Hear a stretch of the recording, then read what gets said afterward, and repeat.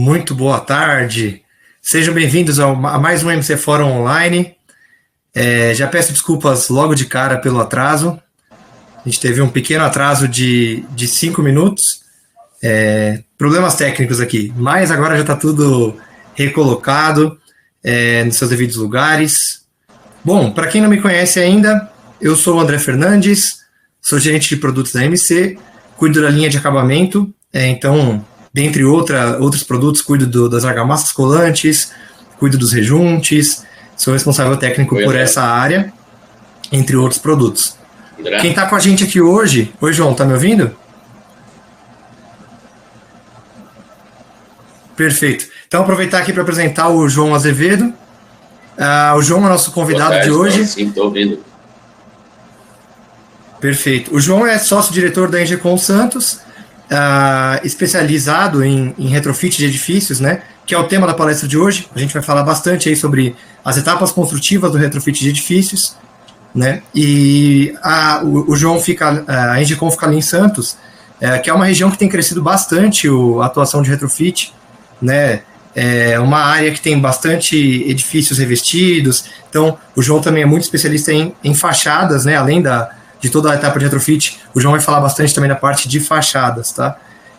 Bom, dar alguns recados rápidos aqui antes de começar.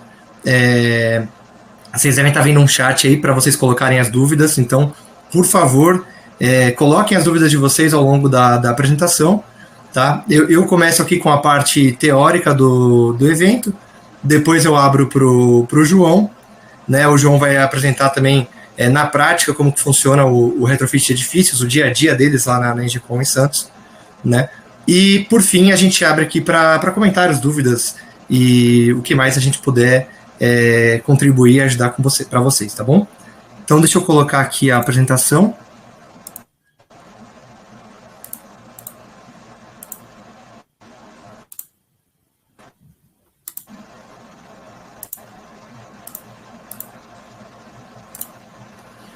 Bom, vamos lá. Então, o tema de hoje são etapas construtivas do processo de retrofit de edifícios. Para quem nunca participou de nenhum MC Fórum online, né, ou MC Fórum em geral, né, a MC faz os eventos de MC Fórum. Nesse ano a gente tem feito mais ou menos um evento a cada mês, tá? Então, geralmente ele acontece no final do mês, no final de cada mês. Com vários temas variados, né? Nós aqui do corpo técnico que sediamos a maior parte dos eventos, cada um de nós é especializado em uma área distinta, né? Então, desde a parte da indústria concreta até a parte de infraestrutura e edificações e consumidor final, a gente tem vários campos de expertise aí porque a gente pode contribuir. E a gente sempre está tentando trazer pessoas aí do mercado para contribuir com a gente também nessa discussão, tá?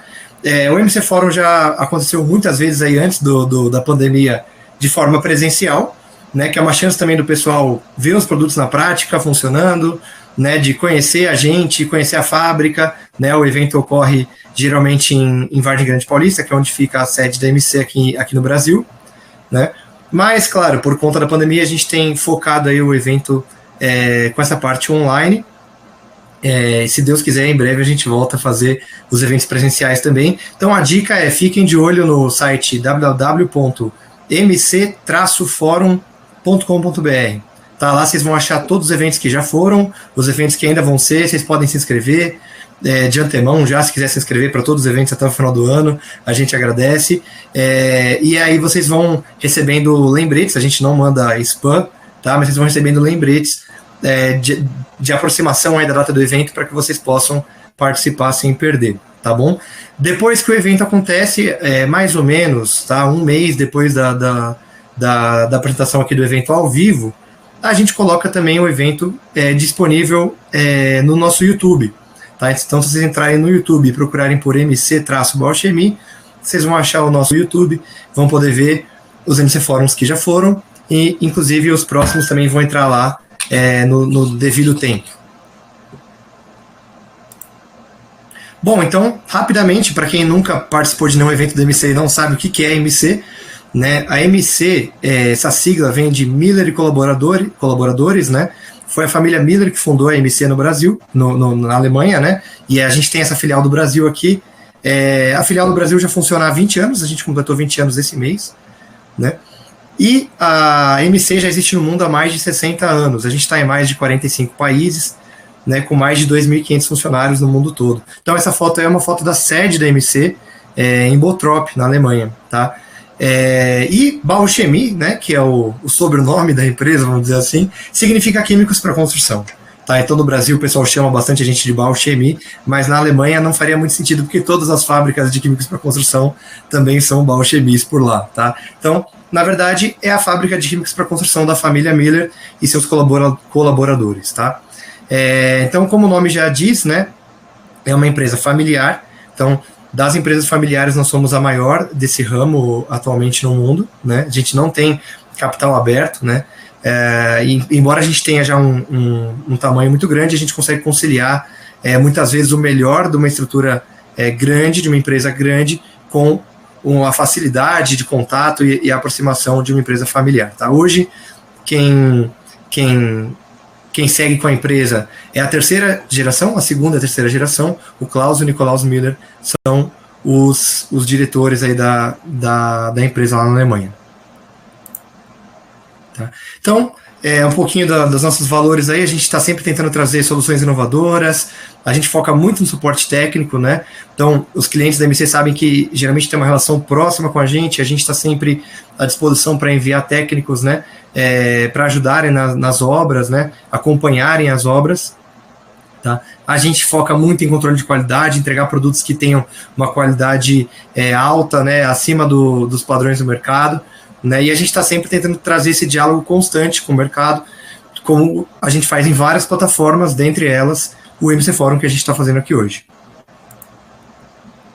Tá? E a gente faz isso porque a gente entende que trabalhar com construção, né, é algo muito sério, né, construir algo muito sério envolve vidas, envolve reputações, né, então a gente sabe da responsabilidade que ter um produto nosso numa estrutura importante como uma ponte, um viaduto, uma rodovia, né, uma edificação, ou até mesmo na casa do consumidor final, né, onde também vai envolver a saúde dessa pessoa, desse ser humano, né, o bem-estar e até mesmo riscos à segurança da vida dela, que a gente pode evitar entregando um produto bem fabricado, né, com soluções inovadoras, né, e aplicado da forma correta com o suporte devido. Então esse essas são as premissas da MC e é por isso que a gente está sempre aqui seguindo esse slogan Construir é Cuidar.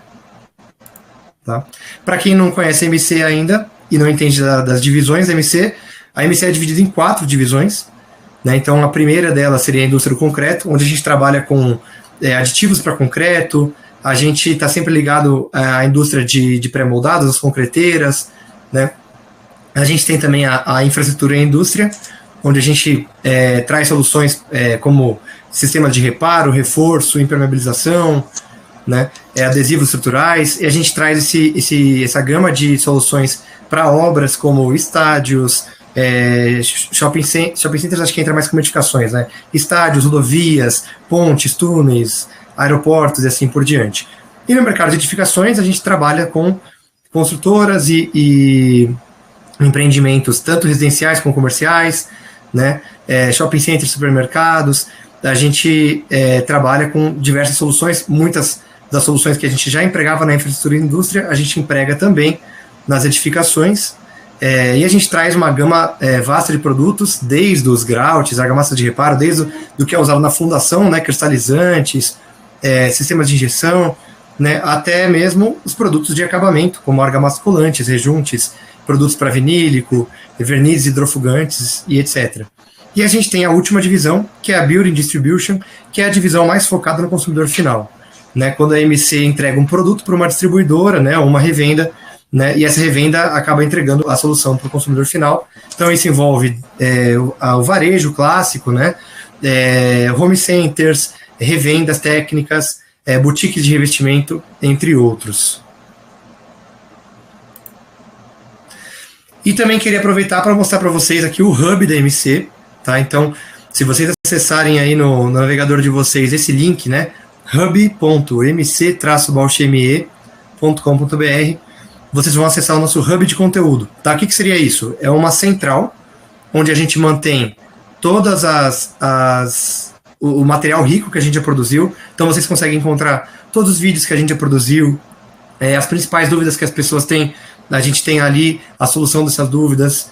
Vocês encontram também infográficos, dicas, enfim, todo o material que a gente já trabalhou e produziu técnico, a gente conseguiu concentrar todo ele nesse hub. Então é uma forma fácil e prática de vocês terem acesso a esse material. Muitas das dúvidas que vocês podem ter no dia a dia, com certeza o hub é capaz de resolver para vocês. Perfeito, mas então, falando do tema de fato que a gente veio falar hoje, que é o retrofit, eu gosto sempre de começar falando um pouco sobre as patologias, né? Porque é natural que uma edificação, uma construção, ela venha apresentar patologias. Isso pode acontecer em diversas fases da obra, né?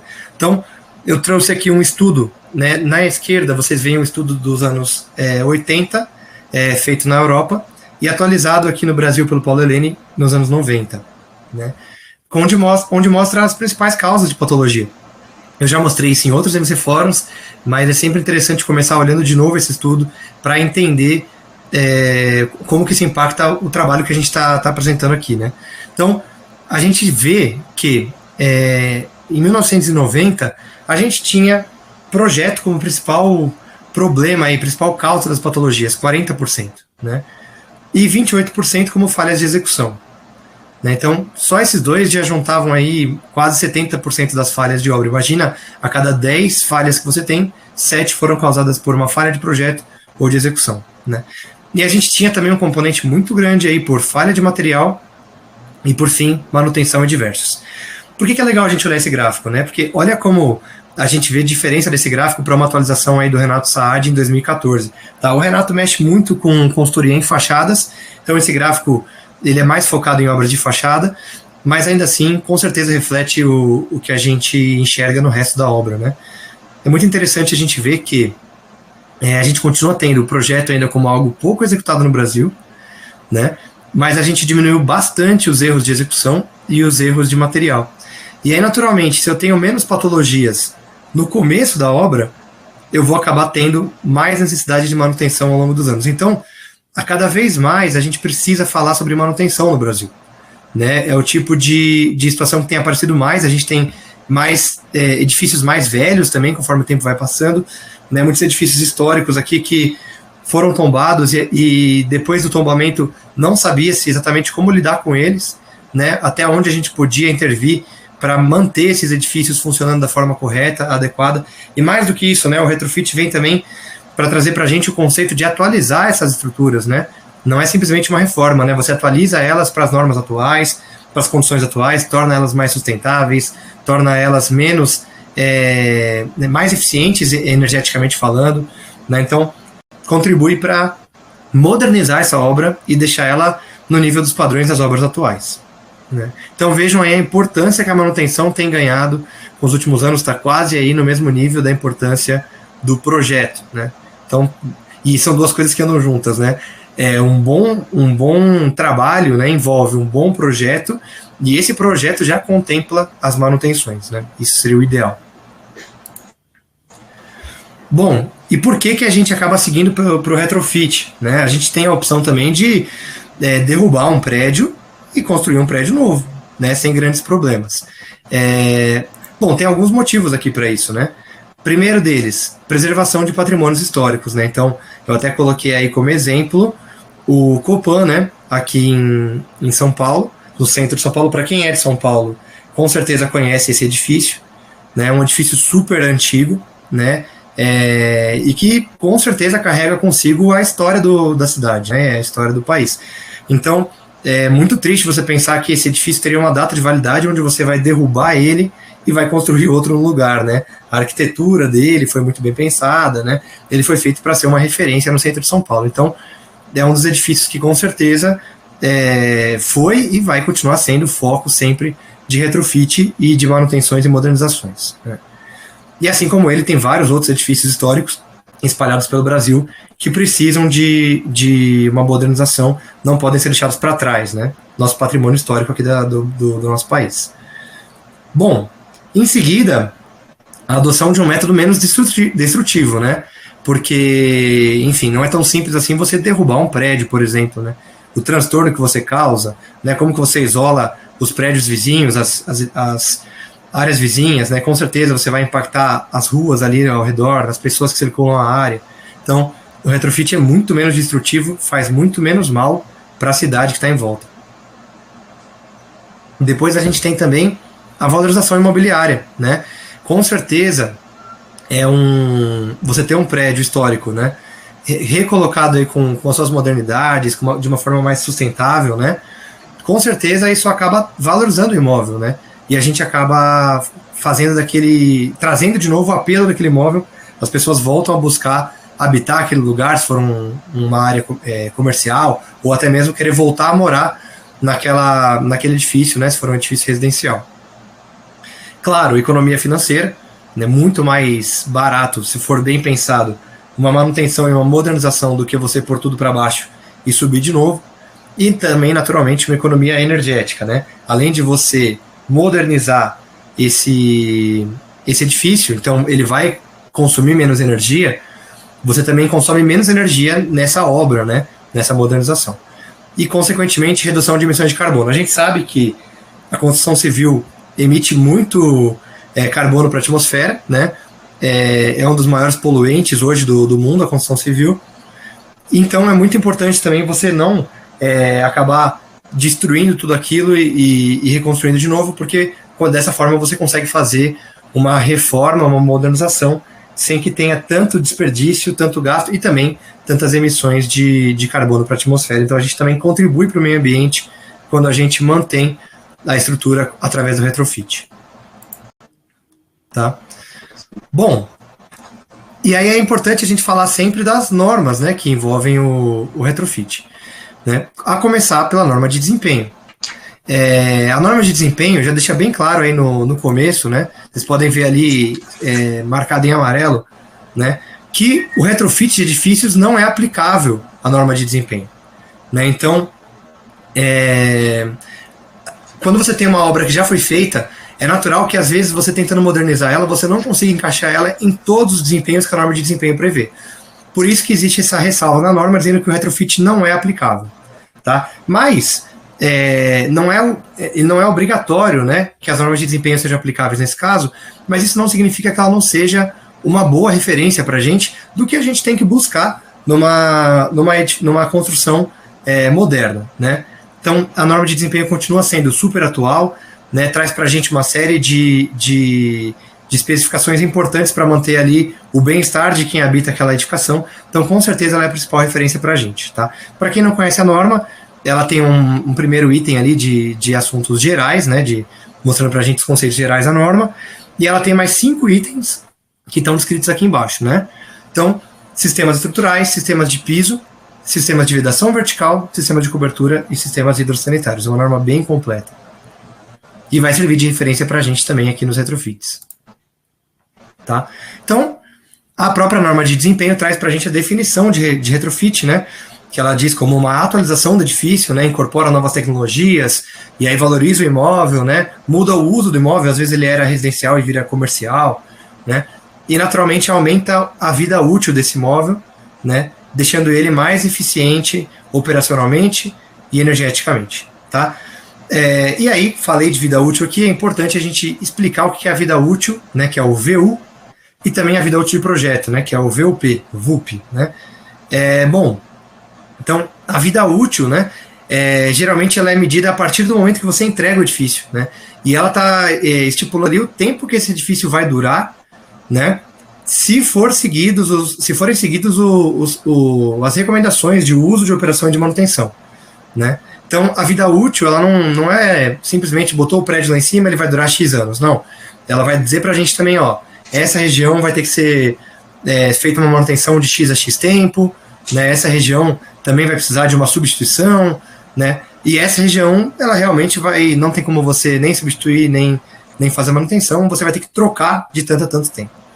Né? Então, a vida útil descreve isso pra gente. E a vida útil de projeto está muito atrelada à vida útil, né, mas ela já é pensada antes da construção, do projeto da estrutura, né, E dependendo de como a vida útil do projeto é feita, ela vai conseguir alcançar durabilidades maiores ou menores do que a vida útil, né? Então, com certeza, nessa etapa de vida útil do projeto, já seria interessante que todas as manutenções fossem previstas, né? E quem sabe até mesmo alguma sugestão aí de data ou de durabilidade antes de a gente ter de fato uma reforma de retrofit para modernizar essa construção. Bom, então mostrando rapidamente aí também as referências, né, de vida útil de projeto mínima e superior, que a norma de desempenho traz para a gente, né? Só para a gente ter uma ideia, não vou ficar passando os valores aí, mas ela traz também para cada um daqueles itens, né, estrutura, pisos, vedação, cobertura hidrossanitário, ela traz o mínimo e o superior que a gente espera para uma obra como essa, né? Então, claro que a gente pode pensar aí o mínimo, né? Poderia ser aplicado em uma construção mais básica, vamos dizer assim, e quando a gente fala já de uma obra comercial, quando a gente fala de um hospital, quando a gente fala de uma construção maior, né, que vai precisar de mais, que vai ter mais agentes ali desgastando essa construção, né, aí é legal a gente mirar sempre a vida útil superior. Tá? E aqui, só para ter uma ideia também, eu não vou ficar entrando em cada um deles, ela descreve mais ainda, etapa por etapa, o tempo esperado aí de vida útil de projeto mínimo e superior para cada uma das areazinhas. Então fala dos revestimentos que vão ser aderidos, da cobertura, né? Fala da vedação, da pintura, né? Das esquadrias. Então, assim, uma norma muito completa que com certeza é uma referência super importante para quando a gente está fazendo um retrofit, a gente imaginar quanto tempo que aquelas soluções que a gente empregou ali dentro vão durar, né? Tá? E esse é um dos gráficos mais legais que tem na norma, né? Que ele mostra essa primeira linha aí, né? A decadência, vamos dizer assim, da estrutura, né? Da construção de desempenho, né? E a gente tem, se você acompanhar ali a linha pontilhada, ela mostra como que seria o desempenho dessa construção se a gente não fizesse nenhuma manutenção, né? E aí a gente tem uma linha, essa linha horizontal que aparece aí, desempenho requerido, né? Passando dessa linha, teoricamente, ela não está mais atendendo o desempenho que a gente esperava. E vejam como é importante, né, a gente ter as manutenções já programadas, porque essas manutenções vão dando sobrevidas para essas estruturas, né? E a gente consegue chegar a um período muito maior, né, sem que a gente precise repor ou refazer, ou até mesmo entrar com um novo retrofit na estrutura. Então, lá embaixo, no eixo X, vocês conseguem ver ali a vida útil sem manutenção muito menor do que a vida útil de projeto, já com as manutenções programadas, tá? E aí, complementando isso, tem aquela tabela C2, que está na direita, né, que ela mostra 3 tipos de categoria, né, de manutenção, vamos dizer assim. Então, a primeira é substituível. Então, são coisas que têm vida curta, mas que a gente consegue substituir muito fácil. Por exemplo, revestimento, louça, né? Então, isso geralmente é algo substituível. Você nem faz manutenção, você simplesmente troca, né? Em seguida, tem o item 2, que é manutenível. São coisas mais duráveis, mas que precisam de manutenção periódica. De tempo em tempo tem que ter uma manutenção, senão aquilo vai estragar mais rápido do que deveria, né? E a gente tem como exemplo aí revestimento de fachada e janela. Tá? E por fim, as não manuteníveis, né? Então, são aquelas coisas que tem que ter a mesma vida útil do edifício, porque não tem como você mexer de uma forma fácil, né? E de uma forma frequente, que são as fundações e vários elementos estruturais. Tá? Vamos falar agora um pouco das etapas, passo a passo aí para um retrofit. Tá? Então, com certeza, um bom retrofit, ele não parte da fachada, né? Não parte do acabamento. Primeira coisa que a gente tem que olhar numa estrutura dessa é como que está, como a palavra já disse aqui, a parte estrutural, né? A gente tem que entender, né, se ela exige algum tipo de reparo e algum tipo de reforço. Tá? Então, essa área de reparo de reforço aqui no MC, ela é cuidada pelo Lucas Lisboa, um colega meu aqui da área técnica, né? E aí eu já aproveito para deixar aí a recomendação do MC Fórum que a gente fez no mês passado, no dia 27 de julho, né, sobre etapas de recuperação estrutural, onde ele fez na prática, né, uma série de aplicações estruturais muito interessantes. Então, eu deixo já uma dica aí para vocês acessarem o nosso YouTube. Se não tiver lá, a apresentação deve estar entrando nos próximos dias, e vocês podem assistir essa apresentação do Lucas, onde ele vai falar bastante, né, de como utilizar uma argamassa de reparo, né, para recuperar, às vezes, uma estrutura danificada, né? Os próprios grouts para preencher, às vezes, alguns vazios que podem estar na estrutura, né? Inclusive a parte de reforço também com fibra de carbono, né? Como que a gente recupera aí a seção da armadura, né? Então tudo isso o Lucas falou com bastante detalhes nesse evento. Hoje eu não vou conseguir entrar nos detalhes, mas já deixo para vocês essa dica aqui para vocês assistirem. Tá? Destaco aqui só dessa parte de reparo e de reforço, né?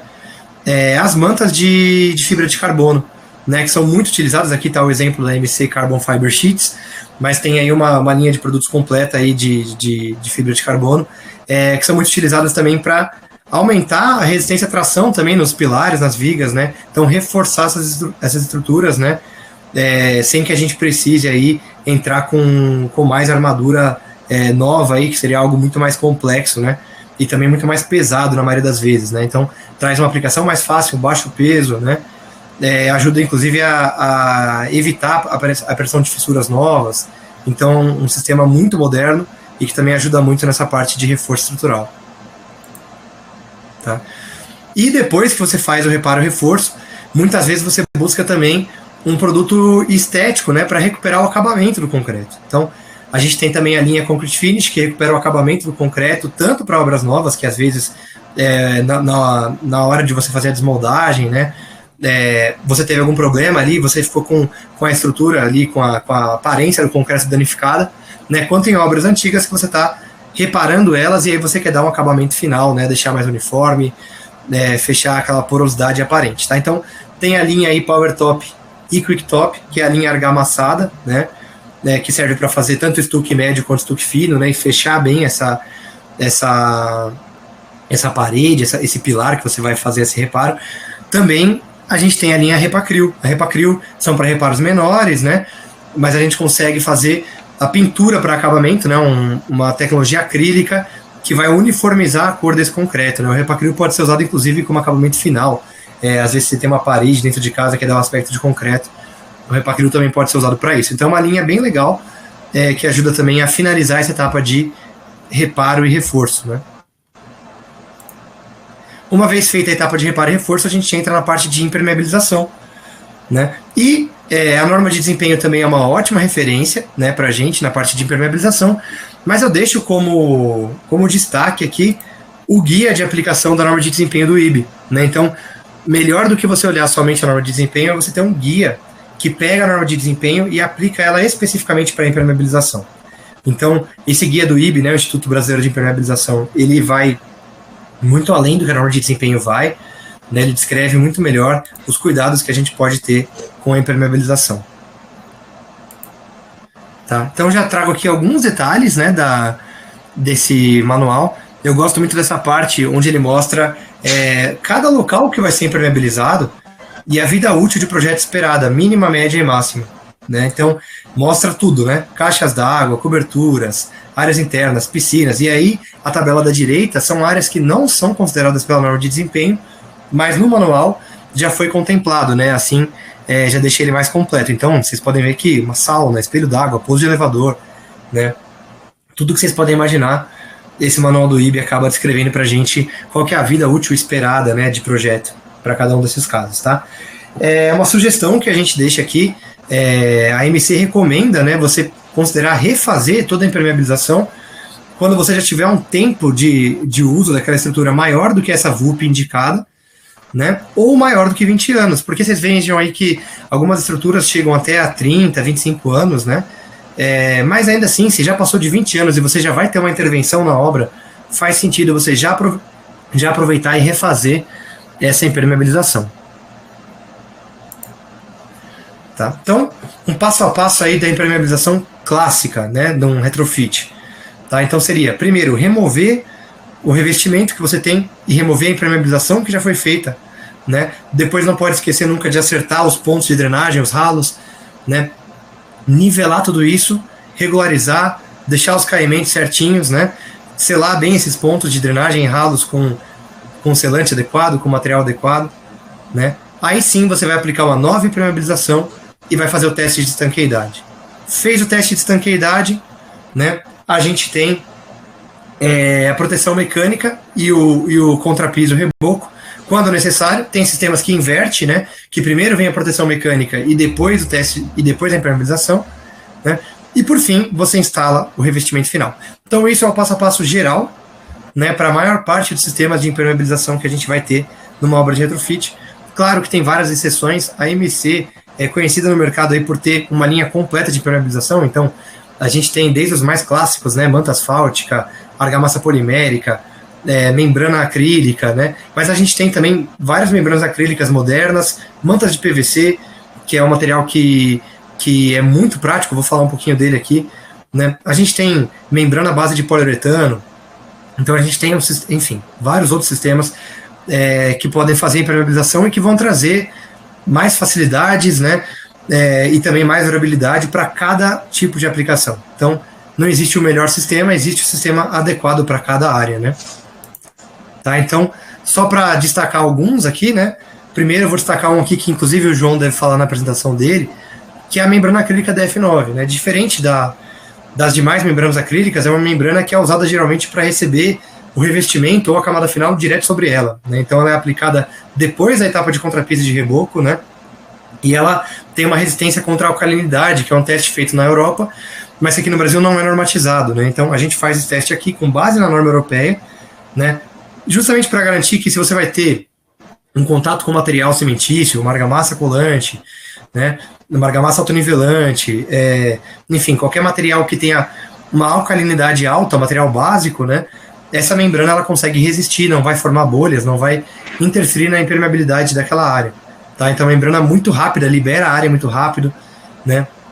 Ganha muita agilidade nas obras. Mas o destaque que eu trago aqui para o DF9 é o uso dessa membrana para juntas de movimentação. Então o João deve mostrar alguns casos práticos, né? Mas as juntas de movimentação de fachadas, por exemplo, que são áreas que normalmente a fachada não é toda impermeabilizada, né?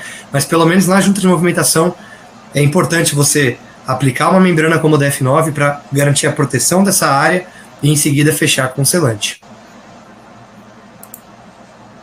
Tá? E outro produto que eu quero trazer aqui como destaque são as mantas de PVC.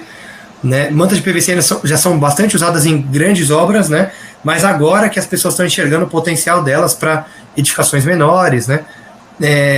Tem um lado muito legal da manta de PVC, né? Aqui nesse exemplo é a 112 POV, que é a manta que fica exposta, né, da linha MC Plan. Ela tem resistência a raios ultravioleta, mas tem várias outras, né? Tem a que é resistente que é aprovada para água potável, né? Então ela não altera a potabilidade da água. Enfim, então a gente tem várias soluções de manta de PVC e a grande vantagem da manta de PVC é que é um sistema que não é 100% aderido, né? Então, muitas vezes você tem uma base que não está legal e você, ao invés de ter que recuperar toda aquela base, refazer, né, garantir as juntas, etc., você simplesmente aplica uma manta de PVC, né? Ela é selada com um soprador de ar quente, é uma aplicação super prática e rapidamente você vai ter uma camada nova aplicada que tem um aspecto estético legal, né? E que vai trazer muita durabilidade. O fato dela trabalhar em separado da estrutura confere para ela muita durabilidade. E caso você tenha um pedacinho da manta ali, um remendo que você precise fazer, que você encontrou uma infiltração, ela é muito fácil de ser feita, né? Você não precisa quebrar tudo e refazer. Você acha aquela área que você vai remendar, faz o corte, aplica uma manta específica para fazer o remendo e a área está protegida novamente, tá? Então, um sistema muito durável e muito prático de se usar, né, que tem tudo a ver com obra de retrofit. Tá? Já foi usado em várias obras de destaque aí. A que eu mais gosto, depois os cases vocês vão ver ali no hub do MC, é o case da Expo Minas, né? Então, o centro de exposições de Minas, que foi todinho coberto pela manta de PVC da MC. Ficou muito bonito e a durabilidade dele aumentou absurdamente depois de aplicar a manta de PVC. Tá? E por fim, depois da impermeabilização, é importante a gente entrar com revestimento de fato, né? Então tem alguns detalhes importantes para trazer aqui sobre a parte de revestimento, né? Primeiro, eu gosto sempre de colocar algumas normas de revestimento importantes para a gente nessa hora, né? Então, normas de argamassas e rejuntes, essas duas primeiras aí, que vão definir qual tipo de argamassa de rejunte eu devo usar para cada situação, né? Eu tenho as normas de procedimento, tanto de pisos quanto de paredes internas e de fachadas, também trazem muito bem detalhado como aplicar, em que direção fazer os cordões, né, como revestir, qual condição tem que estar a base. Então, normas bem completas. né? E hoje em dia também é importante falar das normas europeias, né? Que são embasadas, já são unificadas com as ISO, né? Que são as normas internacionais. Então, gosto de trazer sempre a norma de argamassas e de rejuntes, né? Então, a norma europeia 12004 e a norma europeia 13888. Com certeza a norma brasileira vai ter atualizações, né? E vai receber pontos semelhantes a essas normas de fora, mas enquanto as normas não foram atualizadas, a norma europeia serve de muita referência para a gente quando a gente tem alguma situação especial. Tá? A gente sempre tem que lembrar que um revestimento é um sistema, né? Então não basta você colocar um revestimento durável se você não fez a camada de baixo da forma correta, a impermeabilização, o isolamento térmico, né? Às vezes você faz um isolamento que vai deixar essa movimentação maior, então você tem que contemplar isso também na hora de escolher a argamassa, escolher o rejunte. Então, se você não pensar no sistema como um todo, você vai ter problemas. Tá? É uma prática muito legal para quem faz retrofit, são os painéis testes, né? Estão contemplados nas normas de execução, esses painéis, ensina lá direitinho como fazer, mas basicamente, né, você pode fazer no revestimento que já está na obra, alguns arrancamentos para você ver como é que está a resistência desse revestimento, caso você não queira trocar ele, né? Se você tiver bons resultados, você pode manter ele, fazer a troca somente do rejunte, por exemplo, né? E você também pode fazer esse ensaio para o sistema novo que você vai colocar. Se você já vai trocar o revestimento, vai que ele não está numa boa qualidade, ou você quer colocar um mais moderno, né? É sempre legal você executar um painel teste fora da obra, né? Dentro do campo ainda, mas numa área externa, onde você vai ter ali um reboco parecido, né? uma base parecida, um contrapiso parecido, e você faz todas as camadas do sistema, né? Impermeabilização, algum tipo de isolamento se tiver, proteção mecânica, a argamassa e o rejunte, né? E aí você vai romper aí com o teste de tração e vai ver se essas camadas estão firmes ou não. Você vai saber se o sistema que você está usando ele tem bom desempenho antes mesmo de começar a obra. Então o transtorno é muito menor para quando você for fazer já o sistema do que você descobrir, por exemplo, que algo ali não era compatível e aí é tarde demais, você já revestiu a área toda, você vai ter um prejuízo enorme, né? Então essa tabela aí é a tabela indicada para a resistência tanto da base, né, quanto também do revestimento, tá? Então, para a maioria das obras, né, a gente pede 0,3, que é o que pede a norma de piso de parede, 0,3 megapascal de aderência. Para fachadas, ela já pede 0,5, né, como mínimo para ser aprovado direto, entre 0,3 e 0,5, só se o projetista aprovar, tá? Então, esse teste pode ser feito, como eu falei, nos painéis testes, para pegar o sistema inteiro, como pode ser feito também somente no reboco e no contrapiso, somente na base, para ver se essa base está boa, né? Às vezes você removeu o revestimento e você não sabe se essa base está em boas condições para você já colocar um revestimento novo por cima. Então é importante fazer esse ensaio e garantir que a base está boa, tá? Se a base não estiver boa, né, ou mesmo que esteja, para você aumentar a durabilidade dela, é muito importante você utilizar um primer, né? Primers tem várias vantagens, né? Servem como ponte de aderência entre a base e o que você está colocando em cima, seja impermeabilizante, seja uma argamassa colante ou um autonivelante. Ele vai servir como uma interface, vamos dizer assim, né, de aderência entre uma coisa e outra. Ele reduz a pulverulência, né? Então, se está aquela camada soltando muito pó, né, muito frágil, ele vai incorporar esse pó, vai deixar ela mais firme, né? Ele sela bem a base, né? Então, você diminui, por exemplo, a perda de água que os produtos vão ter para essa base, né? O produto vai penetrar menos essa base, então você também diminui o consumo do produto, né? Aumenta o tempo em aberto que você está aplicando, então a argamassa colante, impermeabilizante, ele vai ter mais tempo de trabalho para quando você aplica ele sobre um primer, e aumenta também a fluidez desses produtos, aumenta a trabalhabilidade deles, né? O que é essencial, por exemplo, numa aplicação de um autonivelante, por exemplo. Bom, falando rapidamente dos primers, né? Os dois destaques que eu trouxe aqui são o D11 e o D15, né? O D11 usado para bases que absorvem, geralmente contrapisos e rebocos convencionais, né? Ou algumas bases de concreto também. E o D15 para bases que não absorvem. Então, por exemplo, piso sobre piso. Então você não quer remover a base anterior que já estava lá no retrofit. Você simplesmente testou a aderência, testou a percussão, está bem aderido. Você pode aplicar o D15 e aplicar uma camada nova de revestimento por cima, né?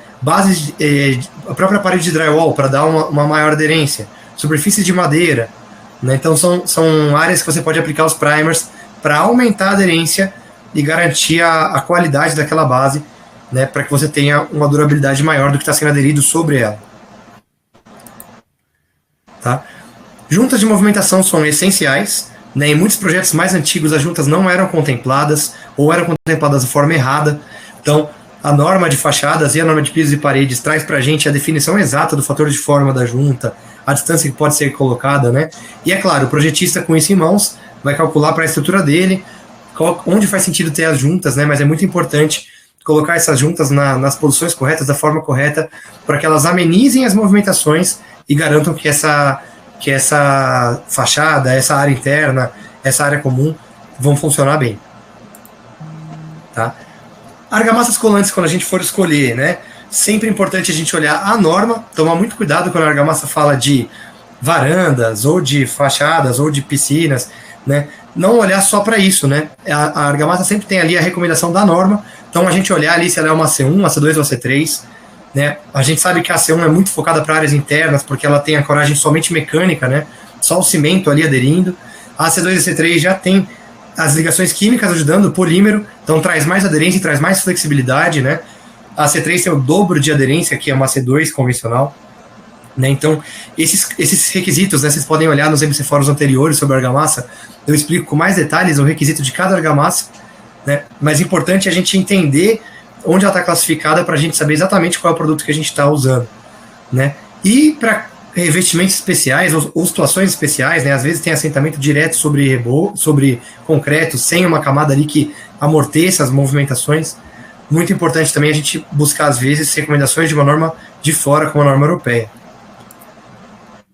Tá? A norma europeia traz para a gente aí, por exemplo, esse ensaio que eu destaquei lá embaixo, como um ensaio de deformabilidade, né?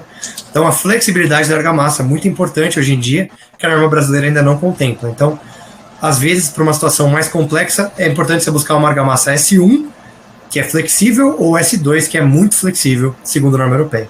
E também, a norma europeia traz testes para argamassas de liberação rápida, né?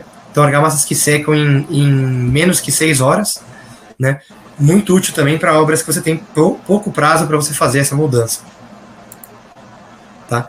Mesma coisa vale para os rejuntes, né? Os rejuntes têm que ser escolhidos aí olhando a norma brasileira, entendendo como eles são classificados, né? E lembrando que a norma brasileira só contempla rejunte cimentício, não contempla rejuntes acrílicos e epóxis. Então, quando você estiver usando um acrílico e um epóxi, né, é bom sempre fazer mais testes em campo, buscar mais informações com o fabricante sobre como que é o desempenho desse produto. Tá? E aí tem até uma descrição da norma europeia bem legal sobre isso, né, que fala exatamente a diferença de uma argamassa ou um rejunte de base cimentícia, que é o que eles chamam de C, né, que são aqueles que são misturados com água, que tem uma agente de ligação hidráulica, que é o cimento, né.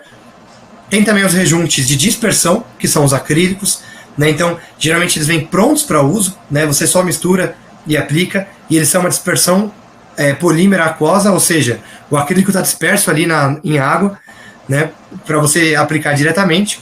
E você tem também as resinas reativas, né, que seriam os rejuntes à base de epóxi, né, ou poliuretano, e que são geralmente rejuntes que tem 2 ou 3 componentes, você mistura eles reagem entre si, e aí sim você aplica. Tá? Então a norma europeia ajuda a gente a diferenciar cada um deles, é importante, porque a gente ainda encontra muito rejunte acrílico, né, que na verdade é cimentício, na verdade ele é em pó, né, e você tem que misturar com água, com algum aditivo líquido, né, então esses na verdade são rejuntes cimentícios, né, são rejuntes de qualidade, podem ser, mas não vai ter a flexibilidade de um acrílico, não vai ter a durabilidade de um acrílico, né, a mesma coisa vale com epóxi. Então buscar exatamente a definição do que é cada produto ajuda a gente a entender e não cair em algumas ciladas aí de produtos que parecem ser uma coisa, quando na verdade são outras. Tá? E lembrar, importantíssimo, né, que os rejuntes eles atenuam a passagem de água, mas não são impermeáveis, né? Então você vai fazer uma reforma, uma renovação de um ambiente, isso não impede você, se tiver uma infiltração, de refazer a impermeabilização, né? O rejunte ele diminui a passagem de água, mas ele pode sim ter, ele deve ter na verdade uma troca ali de vapor, de umidade entre a parte de baixo e a parte de cima, né? Então ele vai deixar essa umidade passar, ele pode até retardar essa passagem, mas uma hora ela passa e a infiltração volta a acontecer. Então Se tiver ali uma impermeabilização prejudicada, ela vai ter que ser refeita, não é o rejunte que vai resolver. Tá? Então, e alguns exemplos práticos aí de renovação de juntas, né? Se é uma área que está bem impermeabilizada, com revestimento bem aderido, você só quer trocar o rejunte, você tem várias opções, né? Para juntas que você aprofunde até 3 milímetros ou mais, você pode entrar inclusive com rejunte cimentício, que é o caso aqui da esquerda, né? Aqui no meio a gente tem um rejunte acrílico, que ele já não precisa de ter uma espessura tão profunda. 2 milímetros ou mais, você já consegue aplicar ele já vai ter uma boa aderência, uma boa durabilidade, né? Então, às vezes, para uma junta que você aprofundou menos, o acrílico pode servir aí para renovar. Caso a junta não esteja profunda, né, ela esteja com menos de 2 milímetros, e você só queira renovar o aspecto dela, recuperar o brilho ali, o acabamento, né, e fechar algumas pequenas imperfeições, você pode usar um renovador de juntas, como é o caso, por exemplo, do Rejunta-Cor, que é uma bisaguinha uma bisaguinha acrílica, né, que você aplica por cima do rejunte pré-existente, e ele vai mudar a cor e o aspecto do rejunte final. Tá? Então, como destaque aqui para retrofit, né, eu trouxe produtos que têm bastante a ver com isso. O primeiro deles é o M33HP, então é muito interessante, né, principalmente em fachada, que você tem pastilha, peças menores, tem uma argamassa que assenta e rejunta de uma vez só, diminui os erros, diminui pontos vazios que ficam, né, entre o assentamento e o rejuntamento, aumenta a coesão entre um produto e outro, né, facilita o trabalho do aplicador, dele assentar e logo em seguida já poder rejuntar com o mesmo produto, né. E além disso, é um material que tem muito biocida, então aumenta a resistência contra fungo e bactéria, comparado com um rejunte cimentício convencional, vai dar 2, 3 anos a mais de durabilidade, né? E isso é uma grande vantagem em fachadas, em piscinas, em banheiros, que são áreas que têm ataque maior, mais agressivo de fungos e de bactérias. Né? E o rejunte acrílico, que eu acabei de falar, pela sua praticidade, né, muito fácil de você abrir, misturar e aplicar, né? Para peças não porosas, a aplicação dele é super fácil de fazer, com espátula de EVA ou desempenhadeira de borracha. Ele vem pronto para uso, né? Não tem muito como errar, dosagem de água, etc.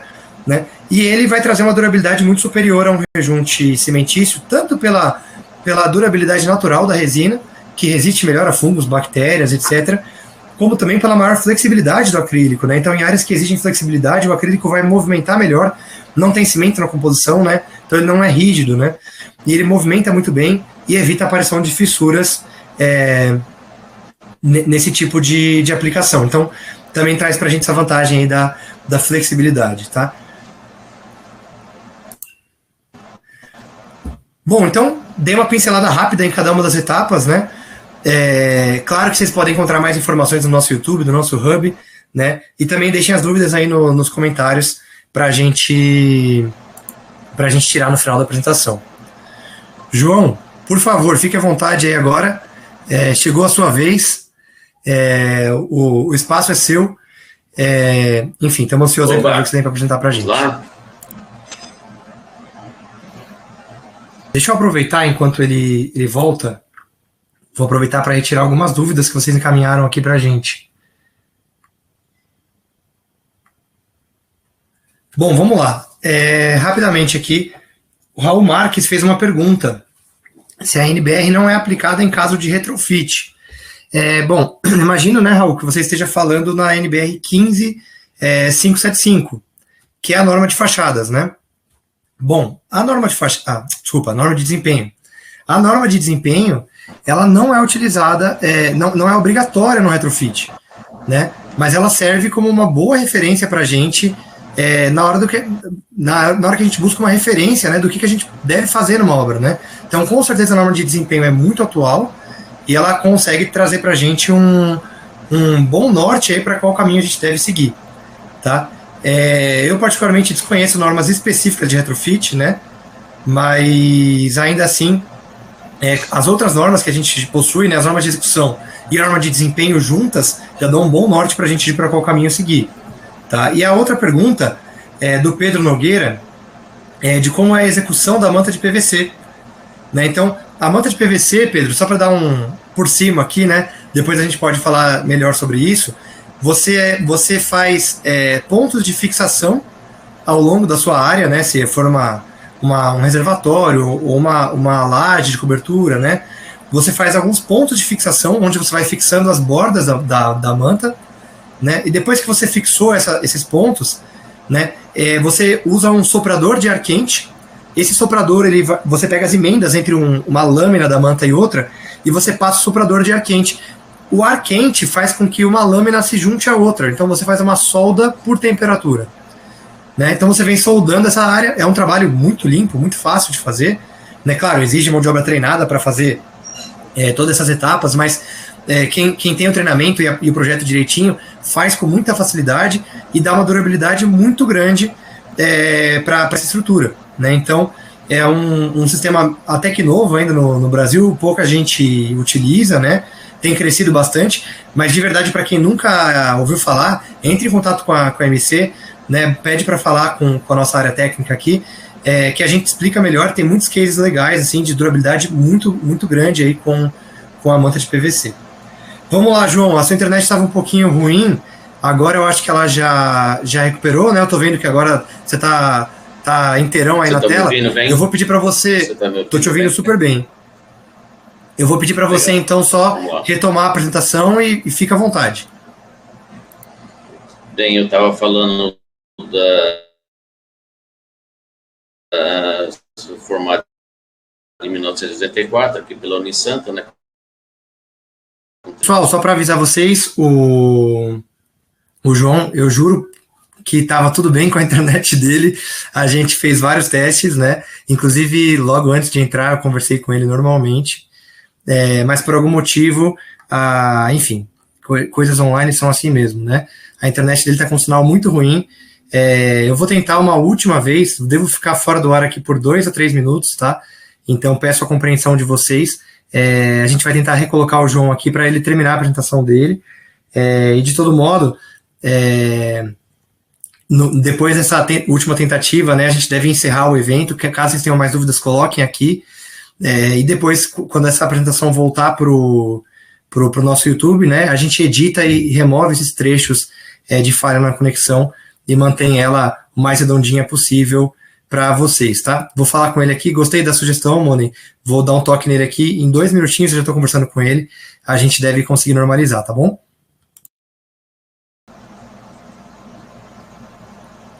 Oi, João, tá ouvindo bem? Caiu a internet aqui no escritório, infelizmente. Não tem problemas. O pessoal, já expliquei para eles também da falha da conexão. Eu vou só, João, voltar alguns slides, porque a gente perdeu essa parte, tá? Qual slide? Quando caiu? Eu não sei quando tinha caído. Não, fica tranquilo, eu volto daqui, aí eu te aviso e você segue daí, tá bom? Ok. Você me fala que nós estamos ao vivo já ou não? Estamos ao vivo, sim. Vamos lá, aqui, você falou da empresa, né? Você tinha parado aqui, você estava falando, na verdade, da equipe própria, acho que foi a última parte que a gente conseguiu ouvir legal.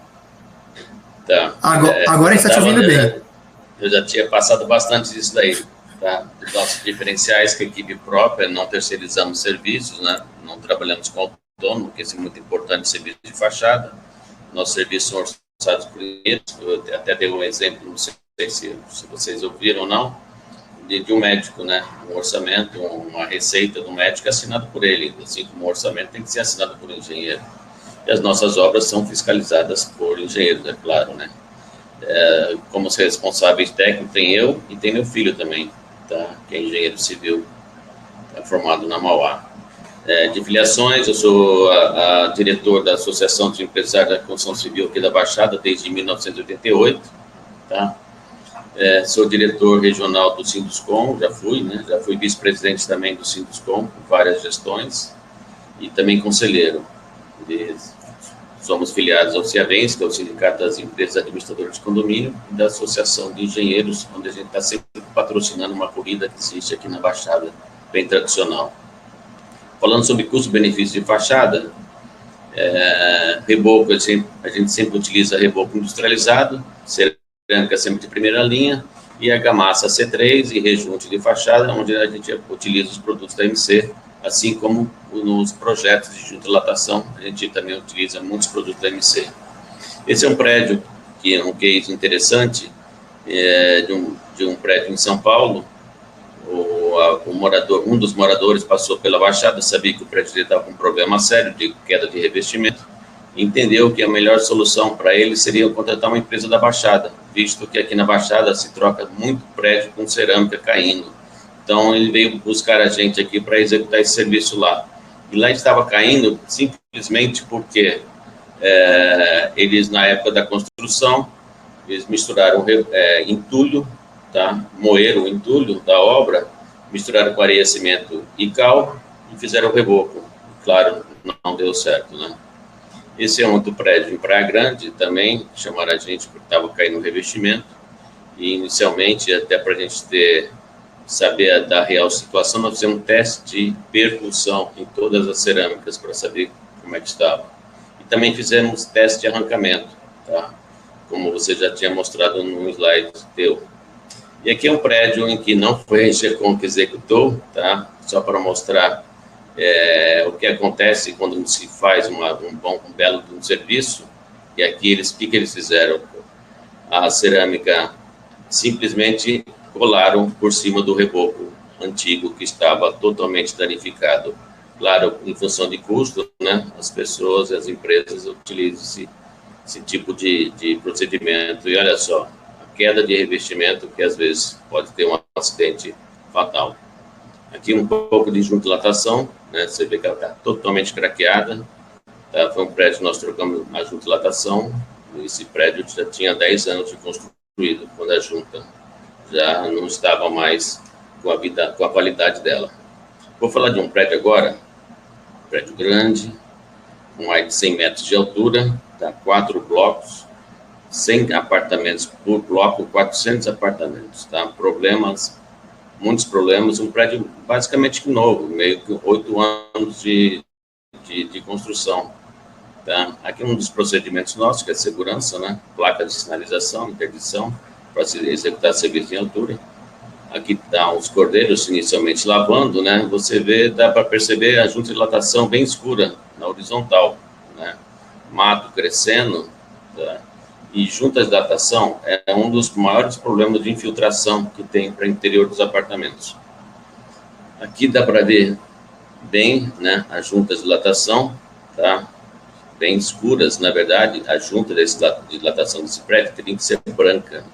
Tá? Na verdade, quando for construída era branca, mas não sei qual mastique, a qualidade do mastique que utilizaram, já estava preta. E aí dá para ver perfeitamente o que acontece no interior do apartamento. Isso aqui é uma parede de um quarto. Olha a quantidade de infiltração e de mofo. Tá? Esse é um outro cômodo de outro apartamento. Tá? Só para terem ideia, o comprometimento que estava no interior dele. Aqui nessa foto, dá para perceber do lado direito a junta já trocada, tá? A juntilatação com mastique PU branco, do lado esquerdo sem trocar. Tá?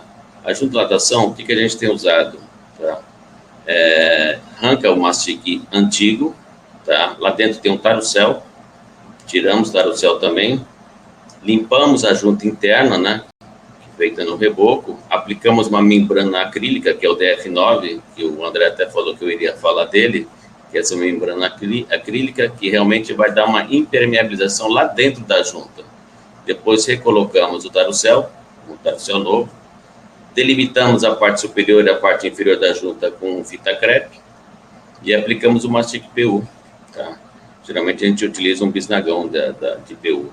E o segredo é passar na ponta do dedo do funcionário uma gotinha de detergente para que o acabamento seja perfeito. Depois de seco o mastique, é tirado a fita crepe. Né?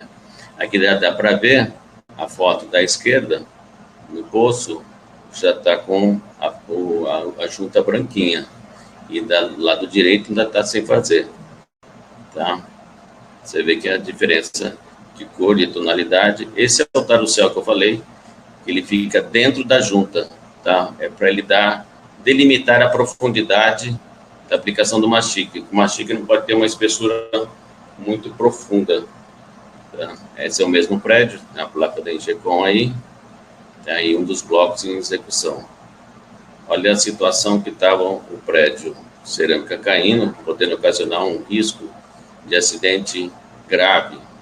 Essa foto foi tirada do 24º andar, salientando que já tem mais 3 andares de garagem, mais lazer, então a gente está aí em quase que 80 metros de altura. Uma queda disso aí é fatal. Tá? Outra vista do mesmo prédio, de outro bloco, tá? Já com execução das juntas, lavado, reparo de cerâmicas, né? E reparo de rejuntos também. Esse prédio, ele tem uma peculiaridade que nas fachadas, nas sacadas, pintura. Tá? Juntaram uma parte com pintura, uma parte com cerâmica. Na parte com pintura é grafiato, então estamos trocando o grafiato também desse prédio. É o mesmo prédio, outro bloco, tá? Do lado esquerdo, eles estão aplicando a textura. Do lado direito já tinham aplicado a textura e depois a pintura. É uma vista do mesmo prédio. Esse é um outro prédio que nós já... É um cliente antigo nosso aqui da Baixada, que fica em frente ao mar. Ele é uma mistura também de uma parte com pintura, uma parte com cerâmica, uma parte com revestimento, com fechamento em alumínio. E nós estamos pintando também o alumínio, tanto a parte também de alvenaria, e tratando a parte de cerâmica desse prédio. Então, é um prédio que nós já estamos a terceira vez já, em 15 anos, a cada 5 anos, basicamente. A gente orienta sempre, cada 3 anos, lavar o prédio e a cada 6 anos repintar o prédio. Até para conservar, não perder aspectos como infiltração, a impermeabilização e a fachada ficar estanque. Esse é outro prédio também, em frente ao mar, aqui em Santos. Tá? Existe uma curiosidade dele, nós sempre fizemos serviço nesse prédio. Há 15 anos atrás, ele estava com um problema sério, que estava caindo muita cerâmica, e resolveram fazer, então, a concorrência para troca de revestimento. Demos o orçamento, e o síndico na época falou assim, não, esse orçamento está muito caro, não vai dar para fazer, tem um orçamento muito mais barato. Esse muito mais barato, eu falei, olha, realmente o preço que ele está fazendo é inexequível, sem condição. Eu vou fechar com ele. Falei, tá bom, porque não dá, esse preço não dá. Bem, não deu outra. Ele não fez nem metade do prédio e a firma não conseguiu terminar e tivemos que retornar para terminar o prédio, isso há 15 anos. Depois de 15 anos, estamos novamente fazendo uma manutenção da pintura, da cerâmica, só estamos lavando e rejuntando, não tem quase nada de cerâmica para trocar, mas pintura, claro que a cada 6 anos tem que pintar novamente. Esse é um prédio interessante, também em Santos, tá? Uma mistura de grafiato com cerâmica, tá? As cerâmicas estão nas sacadas e o grafiato no meio. Eles queriam tirar o grafiato para colocar cerâmica. Bem, primeira coisa, como tirar o grafiato? Aí conseguimos descobrir, através de pesquisa, um produto para tirar o grafiato. Depois fizemos um teste, colamos cerâmicas e fizemos teste de arrancamento, para saber se o reboco estava seguro e resistente, para poder ter a certeza que nós poderíamos aplicar a cerâmica e não ter nenhum problema. E passou no teste de arrancamento. Tá? E aqui é a foto na parte central, é o grafiato sendo removido. Tá? Na outra foto, dá para ver já descendo a cerâmica no meio, nas laterais, onde tem as sacadas, já existia a cerâmica branca continuou. Outro detalhe curioso, esse prédio, eles queriam que fizesse a obra em 12 meses, em um ano, 7 mil metros quadrados. Geralmente em prédio, né, claro, totalmente habitado, todos os apartamentos, eles não querem, e tem a obra que interdita todas as fachadas, mas nesse caso aqui eles pediram para interditar todas as fachadas. Tinha 30 trabalhadores, balancinho, dando a volta no prédio todo, tá? E fizemos a obra no prazo determinado, que era de 12 meses. Esse é o mesmo prédio, mostrando mais um pedaço onde está descendo a cerâmica, a parte de baixo, o grafiato que tinha sido removido. Esse é um prédio em que executamos do lado direito do projeto, né, executado pelo Bruno Francés, arquiteto, que inclusive está nos assistindo aqui nessa palestra. Esse é um antes e um depois. Esse é um prédio na Praia Grande, de revestido com mármore. É muito difícil encontrar prédio revestido com mármore. E esse mármore estava caindo. Bem, primeira coisa, executar teste de percussão. Você vê o funcionário já demarcando. Então, chegamos à conclusão que a quantidade de peças soltas de mármore não tinha como recuperar. E a solução seria trocar todo o revestimento, ou seja, remover todo o mármore. Então, fizemos um projeto, juntamente com uma parceria com a Atlas, com o Fernando, que é o representante da Atlas e também da MC aqui na Baixada. E você já vê nas fotos da lateral esquerda e lateral direita, já o prédio quase sendo finalizado. Esse é um outro prédio, aqui em Santos também, tem um antes e um depois. Trocamos todo o revestimento também do prédio, com todo o revestimento, com um projeto também do Bruno Francese, né? Ficou muito legal, a pessoa muito bem satisfeita.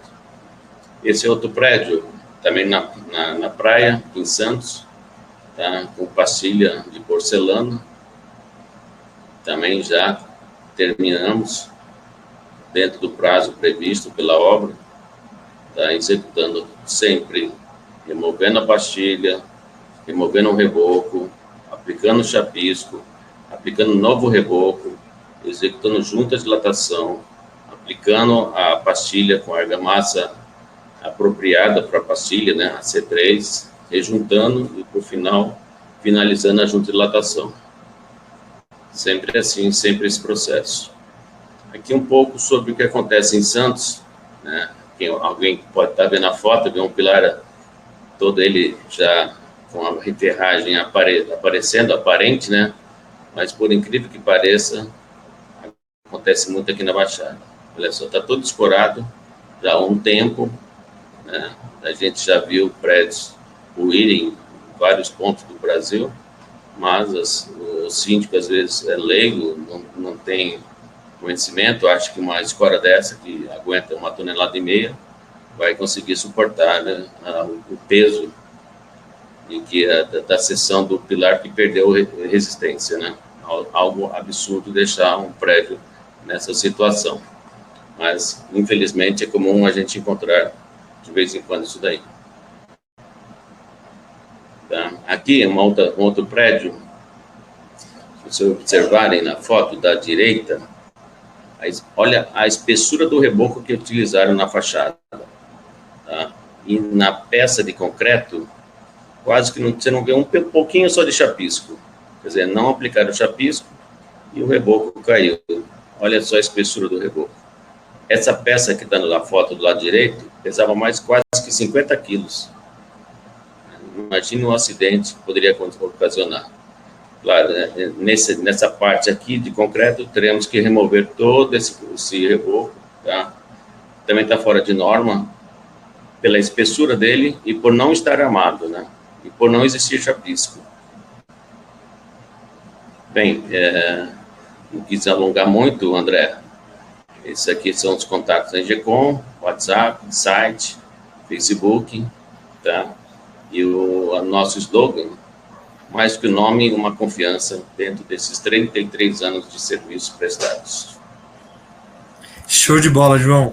Olha, uma pena que no começo não estava rodando bem a internet, mas acho que valeu a pena para os pacientes que ficaram aí, foi bem legal ver na prática aí as dificuldades que acontecem, né? Tem mais algumas perguntas que eu quero ler aqui, mas só quero comentar o detalhe que você falou, várias coisas legais que você falou, mas um que eu quero comentar é o do detergente no dedo do funcionário. Faz uma diferença absurda, né?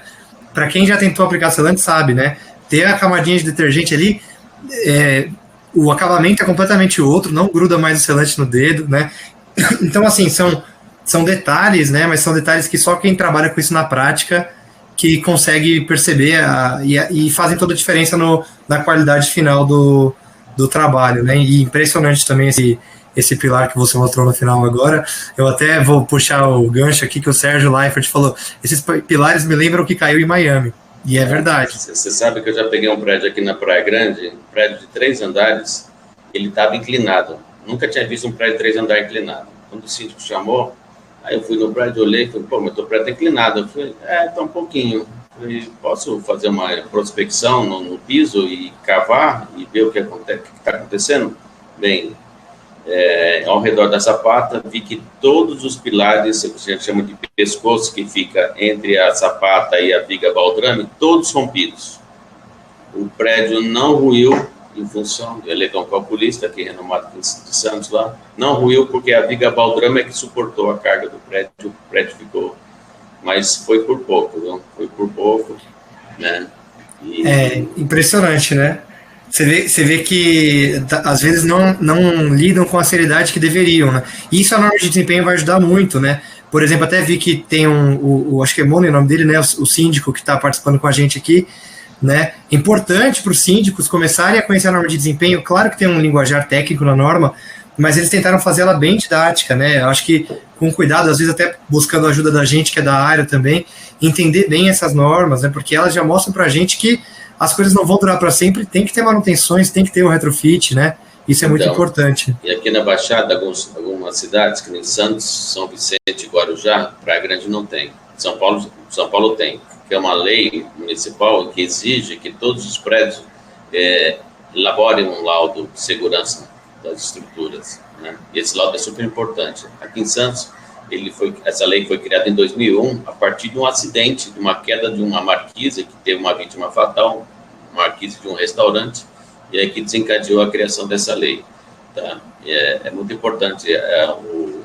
Tem muitos síndicos que não sabem da lei, né? E quando a prefeitura chega e pede o laudo, eles pedem 24 horas para o prédio apresentar o laudo. Só que não é para 24 horas para fazer o laudo, porque o laudo tem que estar pronto. A lei de 2001. Então, e tem uma validade, você tem que refazer esse laudo com uma periodicidade. E aí o síndico liga, eu não fiz o laudo. A prefeitura multa, né? Que na pandemia eles não estão conseguindo fiscalizar tanto, mas tem uma multa pesada para os prédios que não fazem esse laudo, nessas cidades que eu estou falando, que eu falei. Não, com certeza, é uma lei importantíssima, né? Se não acontecer isso, é o que você falou, acaba tendo um acidente fatal, né? Deixa eu pegar aqui algumas perguntas também, ó. Tem uma aqui para você, João, mas eu vou te cortar, respondo primeiro, você responde em seguida. O Raul Marques falou aqui, ó, João, como identificar um selante de boa qualidade? Né? E aí eu quero falar na teoria, mas você depois complementa também. O que é legal falar do selante? Em primeiro lugar, existem vários tipos de selante, né? Então, você tem que saber exatamente qual é a base química do selante, se ele é silicone, se ele é PU, se ele é híbrido, MS, cada um desses serve para uma situação diferente. A segunda situação interessante é a dureza do selante, né? Existem selantes de 20, 25, 40, enfim. A medida de dureza é importante porque, vou dar um exemplo aqui, a fachada tem muita movimentação, então às vezes você quer um selante com menos dureza, porque ele vai ser mais flexível. No piso, é o contrário, às vezes você vai ter desgaste por abrasão, carga passando, então você quer um selante mais duro. Então, saber a dureza exata também é importante, né? E aí fica a dica, a norma de selantes, né? Eu não sou especialista nessa área, quem cuida disso é o Flávio, mas se eu não estou enganado, a norma de selantes acabou de sair, norma brasileira, né? Ou ela acabou de sair, ou ela está em consulta nacional, prestes a ser publicada. De qualquer forma, a gente tem uma norma de selantes brasileira, que saiu do forno agora, há pouquinho, né? Muito embasada na ISO, nas normas internacionais. Então, desse ano para frente, a gente vai começar a ver, subir o nível aí nos fabricantes de selante, nos selantes que a gente usa, é muito importante. E o IB tem um guia muito legal de selantes, né? Ele está sendo atualizado também agora, com base na norma nova, mas mesmo a versão anterior, que é a que estava em vigor, é muito boa para quem trabalha com isso, para entender mais e ter algumas referências. Esse guia de selantes ajuda muito a nortear você na hora de escolher o selante. Mas diga aí, João, você na prática, você já viu aí de selante? Então, o que eu faço na prática? Um exemplo, selante de fachada, né? E a gente já, pela prática, a gente sabe qual selante utilizar, mas para não ter dúvida, eu chamo a fábrica, tá? Chamo o MC, chamo o fabricante, para vir um técnico olhar e especificar qual seria o melhor produto ali aplicado naquelas, porque que nem você falou, selante para piso é um tipo, selante para fachada é outro tipo, selante para fachada de um prédio muito alto é um outro tipo de selante, que nem a junta de dilatação, tá? Tomar esses cuidados que a gente está tomando agora, aplicando o DF9 antes de colocar o tarucel, porque o tarucel, ele atrás do selante, ele fica um condutor de água, tá? Ele pode entrar no pontinho do tarucel, ir andando e sair no outro ponto do tarucel a 3 metros de distância e conseguir entrar para dentro do apartamento. né? E em algum ponto teve uma falha do selante. Só que com o DF9 atrás do Tarucel, isso ajuda bastante, né, a segurar essa infiltração. Mas, voltando à resposta sobre o selante, eu primeiro chamo a parte técnica da fábrica para especificar o melhor produto. Aí sim a gente está utilizando o melhor produto na melhor qualidade, no local correto. É isso aí. Então, até para os nomes comerciais não confundirem muito, né? Às vezes um fabricante chama de um jeito, outro chama de outro. Então, ter esse contato próximo com o fabricante ajuda muito a evitar esse tipo de problema.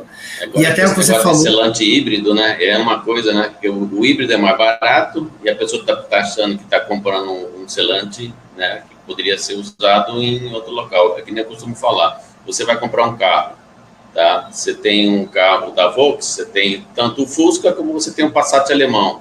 Você comprou um Volks, né? Você vai comprar uma manta da MC, você tem uma manta com estruturante lã de vidro com estruturante véu de poliéster. Não, mas eu comprei uma manta da fábrica tal, mas qual manta você comprou? Ela não tem a finalidade para aquela área que você está aplicando essa manta. É muito importante isso. Exatamente, é muito comum a gente receber ligação aqui, apliquei um produto da MC, a pessoa não sabe nem que produto aplicou, né? Cada produto tem uma região ideal para aplicar. E esse negócio que você falou da infiltração pela junta é muito verdade, tanto que tem muitos especialistas que discutem muito sobre ter ou não a junta de movimentação. Ele prefere não ter movimentação, mas não deixar a infiltração. Porque uma junta mal feita... Agora, né? Exato, até então isso era polêmico, mas isso colocaram uma pá de cal nesse assunto, porque a junta, se ela for mal executada, ela é um potencial de infiltração, mas se ela for bem executada, ela vai funcionar legal e vai evitar uma série de problemas, né? Então, se ela não for executada, provavelmente a cerâmica irá cair, não tem jeito. Exato, exatamente. Elas vão acabar se empurrando. Em função da altura dos prédios, né? Hoje, prédio normal, ter prédio mais de 100 metros de altura, tá? Mesmo que tenha fundação profunda, não ter recalque, o vento, né? A gente não percebe, mas ele movimenta. O sinal de dilatação térmica também, né? São vários produtos diferentes aplicados na alvenaria. Expansão por umidade é um problema muito sério hoje em dia em cerâmica, então a gente tem que ter as juntas, isso hoje em dia é um consenso, né? Felizmente, né? A norma de fachadas que saiu em 2017 botou uma pá de cal nisso também. Outra pergunta aqui, do Orlando Carlos: quais os cuidados em relação às esquadrias na troca de revestimento, né? Eu já gosto de dizer aqui que a primeira coisa que você tem que fazer depois que você removeu os revestimentos, né? Claro, tomando os cuidados para não danificar esteticamente a esquadria também, né, na remoção, mas é uma oportunidade de você olhar a base e ver se você não tem nenhuma falha estrutural, né? Porque às vezes a esquadria concentra tensões, é a partir dali que aparece alguma fissura, e pode ser a oportunidade que você vai ter de fazer algum reparo ali na região das esquadrias, né? Você quer acrescentar alguma coisa também, João, disso? Existem uns erros clássicos que a pessoa pensa que a água está entrando pela esquadria. Às vezes está, às vezes não está. Bem, para você colocar a esquadria, você tem que colocar o contramarco, tá? Que é chumbado junto da alvenaria na época do reboco. Tá? Se está o contramarco bem dimensionado e bem chumbado, quando entra a janela, né, a serralheria, ele é fixado no contramarco, que faz com que, mesmo que tenha um vão embaixo ou pelas laterais, que tem que existir o vão para ele encaixar a janela, a água não vai entrar, tá? Agora, se teve um problema de contramarco, né, não foi bem chumbado ou foi mal dimensionado, ou a própria fabricação da janela, nas junções dos cantos, né, nos 4 cantos, ele não está estanque, não existe contramarco que vai segurar. Uma das soluções é você aplicar um PU em volta também da janela. Isso para minimizar, eu sempre costumo falar, você não vai resolver o problema da esquadria, vai resolver o problema da esquadria é um serralheiro. Tá? Na fachada, a gente vai minimizar a entrada por trás do contramarco, né? Agora, o que a gente faz também é proteger a esquadria, né? Você vai arrancar todo o revestimento, você tem que proteger a esquadria, para cair revestimento e riscar, e até do reboco, né?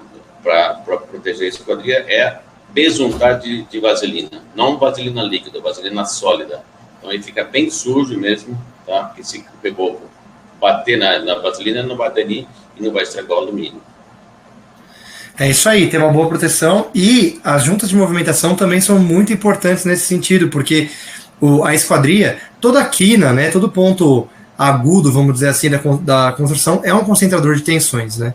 Então, a junta de movimentação, querendo ou não, ela alivia as tensões, faz com que trabalhe em panos separados. Então, ter boas juntas também diminui a chance de ter fissuras e problemas em esquadrias, né? Então, uma coisa está ligada à outra. Tem que ser bem dimensionada, né? Ela tem que estar embaixo da viga, tá? E ao lado dos pilares. Então, tem gente que faz junta de dilatação na vertical no meio do pilar. Não tem razão de fazer uma junta de dilatação no meio do pilar, entendeu? E faz uma junta de dilatação e não embaixo da viga, ou mais para cima no meio da viga, também não vai funcionar. Eu fiz junta de dilatação, mas onde você fez a junta? Então tem que ter um projeto, tem que ter alguém que entenda de onde colocar junta, né? Não falar, eu segui a norma, uma junta por andar, né? E uma a cada 6 metros de pano livre na vertical. É isso aí, perfeito, perfeito. Bom, mais uma pergunta do Orlando também. Ele perguntou se selante não precisa de primer para preparar a base de aplicação. É claro, o primer ele é bem-vindo em qualquer base, né? Se você olhar as normas europeias, por exemplo, na Alemanha, o primer ele é obrigatório, né? Você aplica ele em todas as bases, né? Dificilmente você não aplica. Mas assim, a ideia do primer é recuperar as condições da base, né? Então, se você vai tirar o primer, é importante que você garanta que a base está com uma boa condição, né? E claro que o DF9, por exemplo, que é um impermeabilizante, ele é um impermeabilizante acrílico, né? E ele vai ter um efeito parecido com a pintura, né? Essa camada polimérica que se aplica, a primeira demão que você dá, ela também ajuda com um selador na junta, né? Então, muitas vezes é possível dispensar o primer por conta de estar utilizando o DF9. Mas, claro, se eu for pensar no sistema perfeito, o mundo ideal, seria o primer, DF9 e depois o Tanocel, né? Por isso que é importante chamar a fábrica para especificar qual é o melhor selante e como montar o selante, né? Então, ele vai dar um passo a passo de como fazer. Exatamente. E aí o Orlando Carlos também disse o seguinte: e as juntas de dessolidarização em fachadas, né? Dessolidarização, para quem não sabe, é quando você tem encontro entre dois materiais diferentes ou quinas, né? E aí cai naquilo que o João acabou de falar, né?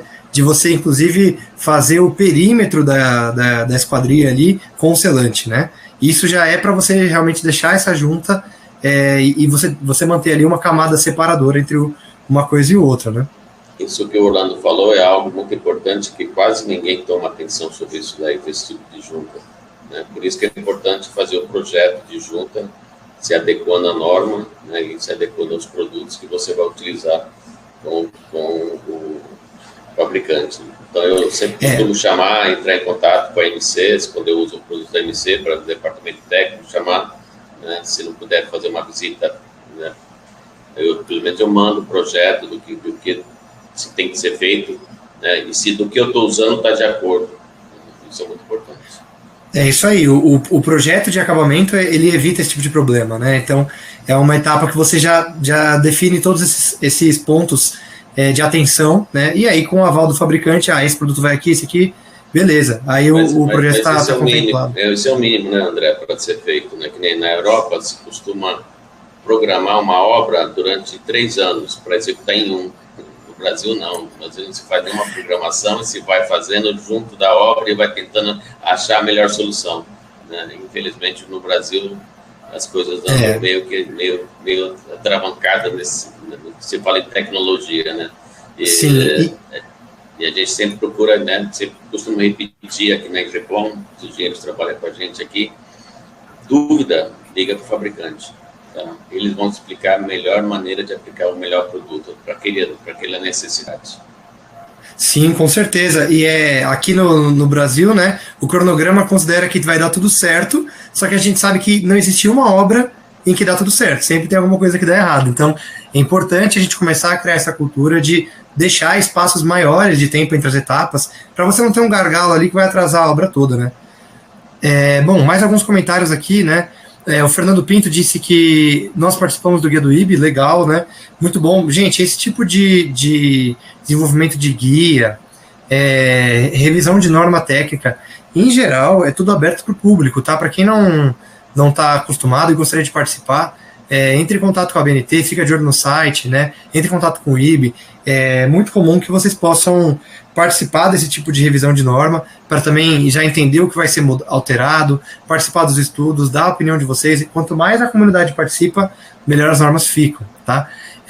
Também o Orlando comentou aqui da lei de autovistoria, que foi a lei que você comentou, João, né, de 2012, de Santos e São Vicente, né? E o Lorenberg Veneno fez um comentário aqui que vale talvez um comentário seu, João. Ele colocou aqui, sapatas versus estacas no terreno santista. E aí, né? Então, nós estamos aqui em Santos, na Baixada, com o segundo pior solo do mundo, né, para se construir. Nós temos aqui uma camada de 8 a 10 metros de areia no máximo, né, que é um solo bom. Depois dessa camada de areia existe a argila marinha, que tem 40, 50 metros de profundidade. Essa argila, ela é móvel, ela movimenta. Então, quando você coloca um prédio em cima da camada de areia, ele vai jogar os esforços para a camada de argila, e essa camada de argila vai ceder. É o que a gente fala de recalque. Então, aqui na Baixada, vou falar em Santos, né, existe na lei municipal um limite de altura para você usar sapatas. A partir daquele limite, você tem que usar fundação profunda. Aí você tem que usar estacas chegando até a rocha, 50 a 60 metros de profundidade.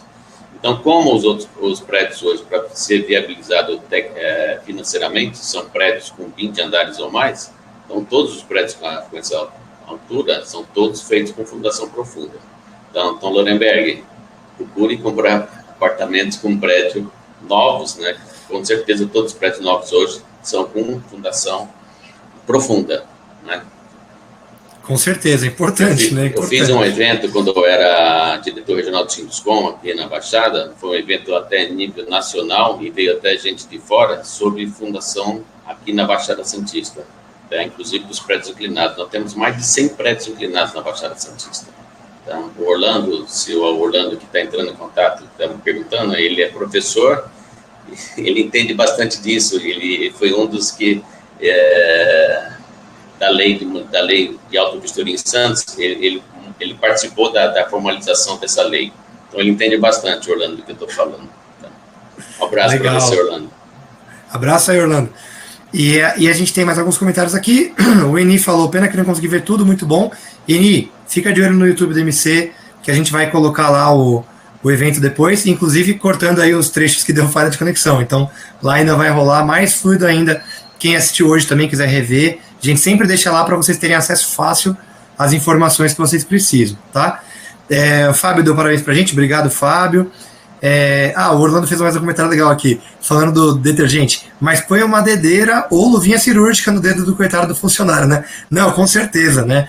Geralmente com luvas e o detergente no dedo sobre a luva, né? Então, mais uma vez, também a mão do funcionário também é um sistema, tem que ter toda a proteção, né? Mas o detergente faz toda a diferença, muito melhor do que fazer com o dedo nu, não tenha dúvida disso. E o Caio Guilherme também parabenizou, obrigado, Caio, e colocou aqui, chocado com a espessura do reboco. Realmente as obras vêm ganhando muitos serviços mais qualificados, né?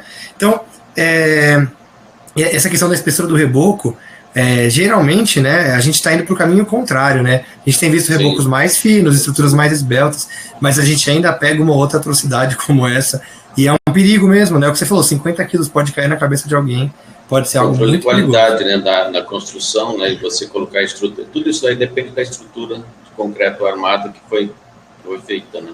Na hora de você construir. Hoje em dia, geralmente, os prédios novos concretam 3 lajes por mês, ou às vezes 4, ou seja, uma laje por semana. Então, você tem que ter um controle de qualidade bem rigoroso. Caso contrário, você vai ter modificações das formas e depois, quando você põe em linha, em prumo, você dá essas diferenças absurdas de uma laje para outra. Você tem que preencher com argamassa. Só que no caso ali da foto, não armaram e nem aplicaram chapisco. Impressionante, né? Não tem a menor chance. E também, né, as normas de execução deixam bem claro, ensinam a gente, inclusive, para as espessuras, como fazer a armação e tudo mais. Então, não é por falta de informação, a informação está aí, né? É importante a gente buscar isso também nesse tipo de situação. E a gente vai começar a ver cada vez mais, né, argamassas flexíveis entrando no mercado brasileiro. Então, as S1, S2, porque as obras estão reduzindo esse reboco, deixando a estrutura mais esbelta. Naturalmente, a gente está tirando o amortecedor que tem ali entre o concreto e o revestimento. Então, a argamassa colante vai ter que se tornar mais flexível. Só a C3 não vai dar conta, não. Nos próximos anos, a gente vai começar a ver muita obra aí de assentamento direto sobre reboco, e aí as argamassas S1 e S2 vão começar a ganhar mercado no Brasil também. Mas é isso, tem um monte de comentários aqui. A Elisângela falou que trampo, é difícil, trabalhar com retrofit não é fácil, mas vale a pena, né, dá um bom retorno, preserva também a cidade que a gente vive, o país que a gente vive, então é um trabalho muito legal que está ganhando muito espaço, com certeza. Né? Bom, eu acho. André, é assim: o prédio contratar um engenheiro, né? O engenheiro fazer um laudo e fazer uma especificação técnica do serviço que tem que ser feito por retrofit. Isso é muito importante. Senão ele abre uma concorrência, o síndico chama as empresas, eu quero que mexa na fachada. Dá um exemplo de fachada, se for o caso de fachada, ou recuperação estrutural, ou impermeabilização de laje, o que for, né? Para que todas as empresas estejam concorrendo tecnicamente da mesma maneira, tá? Porque senão não adianta fazer o retrofit por fazer, né? Sem ter limites técnicos, né? Qualidade, até na hora de escolher a empresa que vai executar, né? Então tem que tomar muito cuidado o síndico na hora de fazer o retrofit no prédio. Com certeza. Então vocês que são síndicos, se informem direitinho, contem com a gente para a gente dar o caminho para vocês, né? A parte de normas ainda vai melhorar muito no Brasil. A gente tem tido normas novas bem mais modernas que vão obrigar essas empresas que fazem o trabalho sem durabilidade, elas vão ter que se adequar, né? E busquem realmente, quando buscarem um orçamento com uma empresa, como a Engecom ou como qualquer outra, né? Busquem saber a durabilidade esperada para cada uma das aplicações, né? Porque só assim você vai comparar de fato quanto você está pagando por aquilo versus o tempo que você vai ter sem manutenções, né, ou com manutenções programadas, mas o tempo que você vai ter daquela estrutura funcionando da forma que você espera, né? Esse é o caminho correto. Bom, gente, a gente está com quase 2 horas aí de evento, né? Eu agradeço muito a atenção de cada um de vocês, né? Eu gostaria só de reforçar aqui no dia, deixa eu pegar a data para não falar errado, 29 de setembro, tá? A gente vai ter o próximo MC Fórum de concreto autodensável, da teoria à prática. Vai ser um MC Fórum bem legal também, vamos mostrar bastante de parte prática, tá? Eu coloquei aí na tela de vocês, ou tá no chat, ou tá na parte de ofertas aí, não sei dizer exatamente, o link para vocês se inscreverem, tá? Quem não achar o link também é mc-forum.com.br, né? Não percam, os próximos MC Fóruns vão ser bem legais também. Tem mais alguns comentários aqui, ó, o Sérgio falou que o último comentário do risco dos síndicos é fundamental, o comentário que o João fez, concordo plenamente, né? E o Orlando colocou mais 2 últimas perguntas aqui, pessoal, vamos responder essas 2 e a gente termina, tá? O primeiro que ele fez, em relação à mudança de uso da edificação, além da arquitetura, se o processo BIM vem sendo utilizado para melhorar a intervenção. Eu vejo que o BIM, ele vem assim como algo muito revolucionário, né? Mas ele ainda está muito devagar do que no Brasil, né? Não vi ainda aplicações práticas em massa aí do BIM, mas com certeza também é o tipo de coisa que a gente vê que veio para ficar, né? Aos poucos isso vai começar a ser implementado e conforme a tecnologia for avançando também, vai ficar cada vez mais fácil da gente implementar ela na prática, né? E a outra pergunta do Orlando, se tem algum exemplo da aplicação de processo em alguma obra da região. Essa eu não entendi exatamente, não sei se ele está falando do BIM mais uma vez, mas enfim, de qualquer forma, eu não tenho nenhum exemplo aqui, né, João? Você tem algum exemplo de BIM aí na Baixada ou não? Não. Também não, né?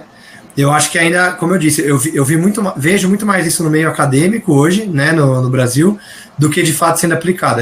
O Orlando completou aqui do processo BIM, né?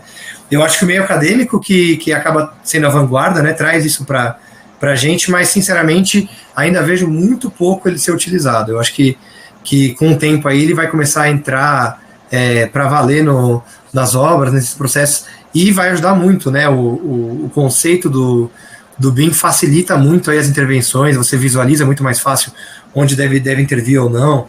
É um sistema mais fácil de você também atualizar ele do que simplesmente trabalhar com CAD, né? Então, é uma estrutura bem legal, um software aí, né? Um método bem legal que vai revolucionar, sim, a construção. Beleza, gente. Então, a gente vai ficando por aqui. Eu quero, em nome da EMC e em meu nome também, agradecer muito ao João. João, desculpa aí os imprevistos, mas foi muito legal essa apresentação, né? A gente conseguiu acompanhar bem os casos. Enfim, e você já deixou os seus contatos, né, João? Mas também quem não conseguiu pegar os contatos do João, entre em contato com a gente, que a gente passa o contato dele para vocês, tá? Quer deixar uma palavra final aí, João? Bem, agradecer você, André, agradecer a MC pela oportunidade aqui de estar apresentando a Ingecom, né? Que nós estamos a nível Brasil, né? Apesar de a gente não atuar em nível Brasil, mas ficar aqui dentro do estado de São Paulo, né? É interessante você passar as experiências aqui que acontecem em Santos, que é algo diferente do que acontece em outras cidades, tá? Bem diferente mesmo. Muitos construtores vêm para cá e erram sem ter conhecimento de como é que é o solo, principalmente sobre o solo daqui, o clima daqui. Aqui nós temos o porto, né, que gera uma poluição, nós temos a maresia, né, que gera um outro ataque à estrutura, aos revestimentos, e com relação às outras cidades é a poluição normal, né? Então nós temos mais 2 ataques, maresia e porto, que são ataques bem diferentes. Então, são produtos que a gente tem que utilizar de uma maneira bem criteriosa para ter uma longevidade do serviço. E falando em norma de desempenho, ainda está um pouco aquém, né?